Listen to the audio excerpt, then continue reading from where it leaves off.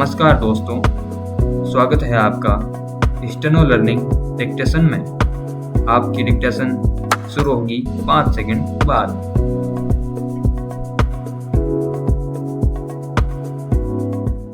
महोदय, दूसरे शब्दों में आर्थिक, व्यावहारिक, निवेश और तकनीकी कारणों से द्वितीय महायुद्ध के बाद और शीत युद्ध के दौरान एशिया के देशों में पुनः धुंधलापन पैदा हुआ।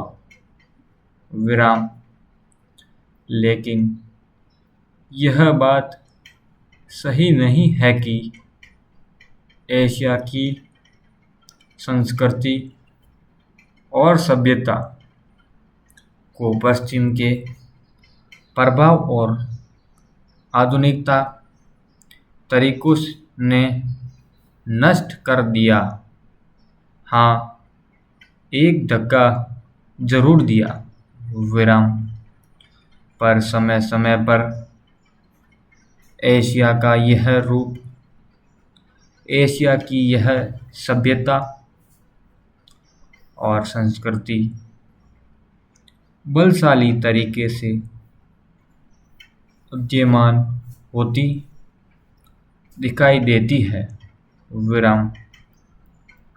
पंडित जवाहरलाल नेहरू ने 1945 में अपनी पुस्तक डिस्कवरी ऑफ इंडिया में एशिया की पहचान पर लिखा है कि हजारों वर्षों से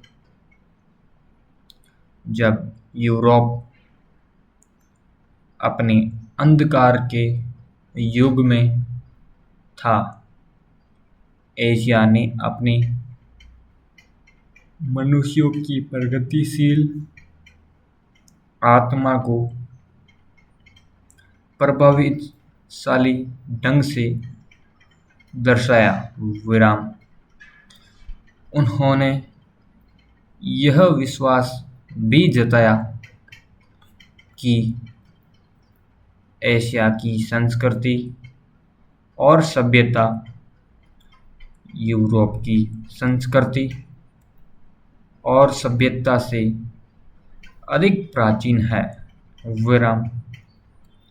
आज के दिनों में भी चीन के नेता अपने यहाँ आध्यात्मिक क्रांति की बात करते दिखाई देते हैं और अपने आर्थिक विकास को भी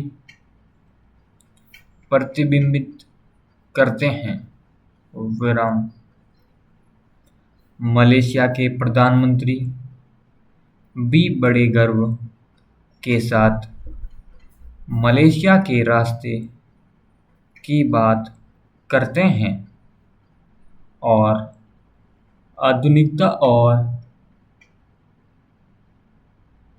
पारंपरिक संस्कृति के मिश्रण से मलेशिया का एक विकास करना चाहते हैं।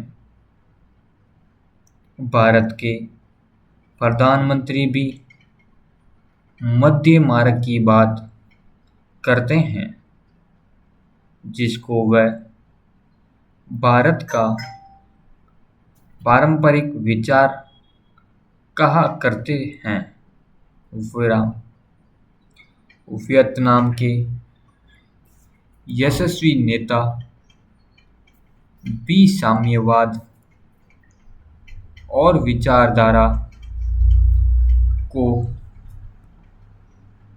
पारंपरिक सहिष्णुता के अनुसार डालना चाहते थे। एशिया के इन सब नेताओं की समय समय पर की गई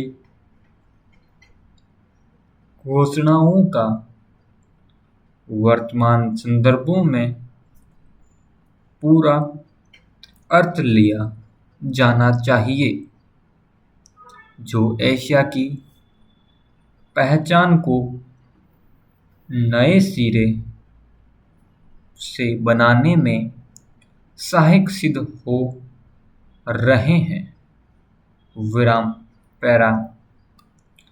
यहाँ यह भी बताना उचित होगा कि हाल के वर्षों में एशियाई देश, विशेष रूप से पूर्वी एवं दक्षिणी पूर्वी एशिया के देश, एशिया के सुदृढ़ देशों में उभरे हैं और इन देशों के आर्थिक विकास की दर विश्व के किसी भी अन्य देश के आर्थिक विकास की दर से अधिक है तथा जिनके आने वाली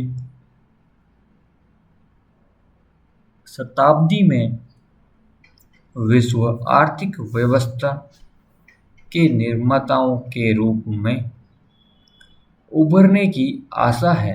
विराम। आर्थिक सफलता की इन कहानियों का श्रेय मुख्य रूप से अनुशासित कार्य, किफायत एवं बचपन की ऊंची दरों जैसी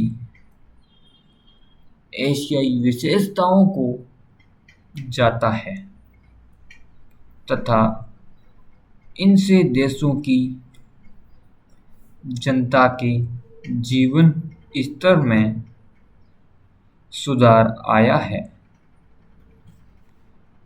और एशिया की पुनः खोज जैसा वातावरण बन रहा है। विराम। एशिया के देशों में अब आपसी भाईचारे की भावना उभर रही है और इससे यह देश परस्पर निर्भर हो रहे हैं तथा शीत युद्ध के प्रभाव से मुक्त होते जा रहे हैं। विराम। हमारी सरकार ने इन एशियाई पड़ोसियों के साथ बेहतर संबंध बनाने में पहल करके इस बदलते रुख के प्रति सकारात्मक रवैया अपनाया है। विराम।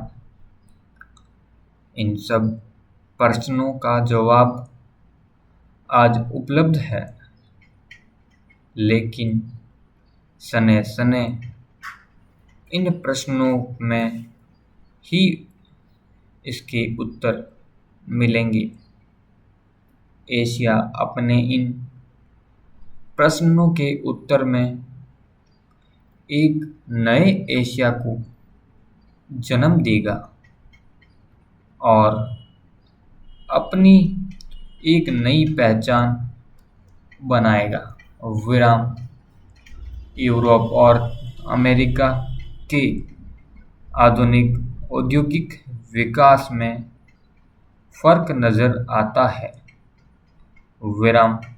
स्टॉप।